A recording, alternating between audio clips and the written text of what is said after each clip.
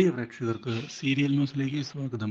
കൂടുതൽ സീരിയൽ ന്യൂസുകൾ അതിവേഗം ലഭിക്കുന്നതിന് ഈ ചാനൽ സബ്സ്ക്രൈബ് ചെയ്യുക. ബെൽ ഐക്കൺ മറക്കാതെ ക്ലിക്ക് ചെയ്യുക. വീഡിയോ ഇഷ്ടമായി എങ്കിൽ ലൈക്ക് ചെയ്യാൻ മറക്കരുത്. അലിഗ ഡിസൈനിൽ നിന്നും റിസൈൻ ചെയ്യണമെന്നുള്ള ആവശ്യം ഉന്നയിച്ചതിനെ തുടർന്ന് ഇനി എന്ത് ചെയ്യും എന്ന ചോദ്യം ബാക്കിയാവുകയാണ്. മാത്രവുമല്ല, ഇതേ തുടർന്ന് മനോജ് വീണ്ടും ചെന്ന് കണ്ടിരിക്കുകയാണ് കൺമണിയെ. കൺമണിയുടെ തീരുമാനം എന്തെങ്കിലും ആയോ എന്ന് ചോദിക്കുകയും ചേട്ടൻ പറയുന്നത് അനുസരിക്കുകയില്ലേ എന്ന് വ്യക്തമാക്കാൻ ആവശ്യപ്പെടുകയും ചെയ്യുന്നു. ഇത് കേൾക്കുന്ന കൺമണിയാകെ ഞെട്ടിപ്പോയിരിക്കുകയാണ്. അപ്രതീക്ഷിതമായ ഈ ചോദ്യത്തിന് എന്ത് മറുപടിയാണ് നൽകേണ്ടത് എന്ന് ആലോചിക്കുന്ന കൺമണി അലിഗയിൽ നിന്ന് തൽക്കാലത്തേക്ക് റിസൈൻ ചെയ്യാൻ തനിക്ക് സാധിക്കുകയില്ല എന്ന് പറഞ്ഞിരിക്കുകയാണ്. ഈ കാര്യം മനോജിന് തിരിച്ചടിയാകുന്നു. ഇതോടെ മനോജ്, ഞാൻ നിന്റെ നല്ലതിന് വേണ്ടിയാണ് പറയുന്നത്.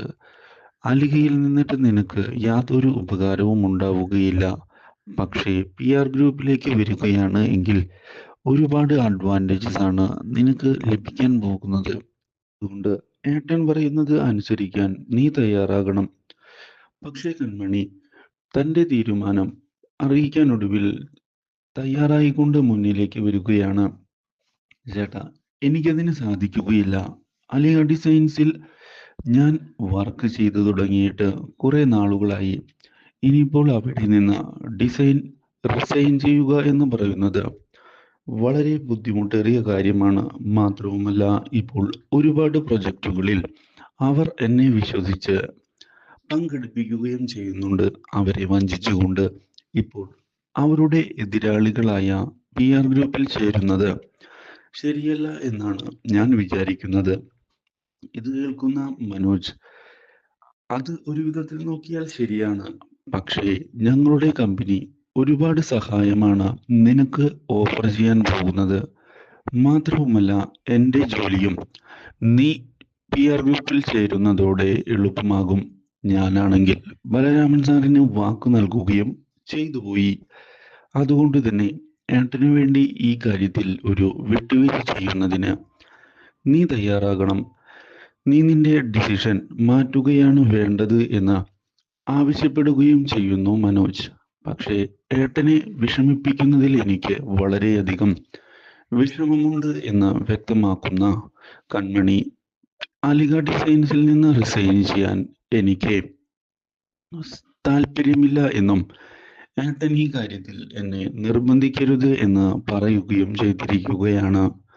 അപ്രതീക്ഷിതമായ തിരിച്ചടി മനോജിനെ ഞെട്ടിച്ചതിനെ തുടർന്ന് മനോജ് ഇനി എന്തു ചെയ്യും എന്ന ചോദ്യത്തിന് മുന്നിൽ വന്നു നിൽക്കുന്നു. ബലരാമനോട് ഈ കാര്യത്തിലും താൻ തോറ്റുപോയി എന്ന് പറയുകയാണ് എങ്കിൽ ജോലിയിൽ നിന്ന് തന്നെ പിരിച്ചുവിടുമോ എന്നുള്ള ഭയം മുമ്പിലേക്ക് വരികയും ചെയ്തതിനെ തുടർന്ന് കാര്യങ്ങൾ കൈവിട്ടുപോയിരിക്കുകയാണ്. ഇതോടെ ഇനി എന്തു ചെയ്യും?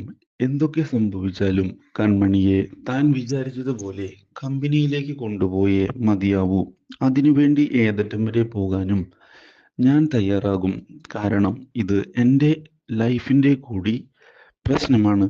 അതുകൊണ്ട് തന്നെ അതിനുവേണ്ടി എന്തെങ്കിലും ഒരു ഉപായം കണ്ടെത്തണമെന്ന് തീരുമാനിക്കുന്ന മനോജ് ശ്രീനിവാസനെ കണ്ട് കാര്യങ്ങൾ സംസാരിക്കാൻ തീരുമാനിച്ചിരിക്കുകയാണ്. ഇതിന്റെ ഭാഗമായാണ് അച്ഛനെ ചെന്ന് കാണുകയും ശ്രീനിവാസനോട് കൺമണി ഓഫീസിലേക്ക് വരേണ്ടത് എൻ്റെ ജോലിയുടെ കാര്യമാണ് എന്നും ഞാൻ അവളെ വിശ്വസിച്ചുകൊണ്ടാണ് കാര്യങ്ങൾ ചെയ്തത് എന്ന് പറയുകയും ചെയ്യുന്നു. പക്ഷേ ശ്രീനിവാസൻ, നീ ഇപ്പോൾ ചെയ്യുന്നത് പൂർണ്ണമായി ന്യായീകരിക്കാൻ പറ്റാത്ത കാര്യമാണ്. കാരണം അവളുടെ അറിവോ സമ്മതമോ ഇല്ലാതെയാണ് നീ വാക്കുകൊടുത്തത്. മാത്രവുമല്ല, അവൾ എവിടെ ജോലി ചെയ്യണം എന്നുള്ള കാര്യം അവളുടെ കൂടി താല്പര്യമല്ലേ എന്ന് ചോദിക്കുകയാണ്. അച്ഛൻ പറയുന്നത് ശരിയാണ്. പക്ഷേ ഞാൻ എൻ്റെ ജോലിയുടെ കാര്യമായതുകൊണ്ടാണ് അങ്ങനെ ചെയ്തത്. മാത്രവുമല്ല, എൻ്റെ സഹോദരി എൻ്റെ കൂടെ വർക്ക് ചെയ്യണമെന്ന് ഞാൻ ആഗ്രഹിച്ചതിൽ എന്താ തെറ്റ്? PR ഗ്രൂപ്പിലാണ് എങ്കിൽ അലിഗ ഡിസൈൻസിൽ കിട്ടുന്നതിനേക്കാൾ കൂടുതൽ സാലറി ലഭിക്കുകയില്ലേ എന്നും ആലോചിച്ചുകൊണ്ടാണ് ഞാൻ ഇത് ചെയ്തത്. ഒരിക്കലും അവളെ വേദനിപ്പിക്കണം എന്ന് കരുതിയല്ല. ഇതിനിടയിലാണ് ധനലക്ഷ്മി അവിടേക്ക് വരുന്നത്. ഇതോടെ ധനലക്ഷ്മി കൺമണി മനോജിനെ അനുസരിക്കാൻ താല്പര്യമില്ല എന്ന് അറിയിച്ചു എന്നുള്ള കാര്യം അറിഞ്ഞതിനെ തുടർന്ന് കൺമണിയെ ചെന്ന് കണ്ടിരിക്കുകയാണ്. കൺമണിയോട്, നീ ഇപ്പോൾ ചെയ്യുന്നത് ശരിയല്ല. അദ്ദേഹം ജോലി ചെയ്തിട്ടാണ് നീയും നിന്റെ അച്ഛനും ഇവിടെ നിൽക്കുന്നത്. എന്നിട്ടും നിനക്ക് അഹങ്കാരമോ എന്ന് ചോദിക്കുകയും അതുകൊണ്ട് തന്നെ നീ ഞങ്ങൾ പറയുന്നത് അനുസരിക്കുകയാണ് വേണ്ടത് എന്ന് നിർദ്ദേശിക്കുകയും ചെയ്യുന്നു. പക്ഷേ കൺമണി താനതിന് തയ്യാറല്ല എന്നുള്ള തീരുമാനത്തിൽ ഉറച്ചു നിൽക്കുകയാണ്. എന്നെ ഈ കാര്യത്തിൽ നിർബന്ധിക്കേണ്ട ആവശ്യമില്ല. എന്തിനാണ് നിങ്ങൾ ഇങ്ങനെ നിർബന്ധിക്കുന്നത് എന്ന് ചോദിക്കുകയും, ഒരിക്കലും ഞാൻ നിങ്ങളുടെ കാര്യത്തിൽ ഇടപെടാൻ വന്നിട്ടില്ല. അതുകൊണ്ട് തന്നെ ഞാൻ ഇവിടെ ജോലി ചെയ്യണം, എങ്ങനെ ജോലി ചെയ്യണം എന്നീ കാര്യങ്ങളിൽ നിങ്ങളും ഇടപെടാൻ പാടില്ല എന്നുള്ള കാര്യം വ്യക്തമാക്കുകയാണ് കൺമണി. അപ്രതീക്ഷിതമായ ഈ തിരിച്ചടി ധനലക്ഷ്മിയെയും ഞെട്ടിക്കുന്നു. എന്നാൽ ഇതേ സമയം കൃഷാകട്ടെ കൺമണിയെ ചെന്ന് കാണാൻ തീരുമാനമെടുത്തുകൊണ്ട് മുന്നിലേക്ക് വരികയാണ്. കൺമണിയോട് ഇതേ തുടർന്ന് കുറച്ച് കാര്യങ്ങൾ തനിക്ക് സംസാരിക്കാൻ ഉണ്ട് എന്ന് പറയുകയും ചെയ്യുന്നു.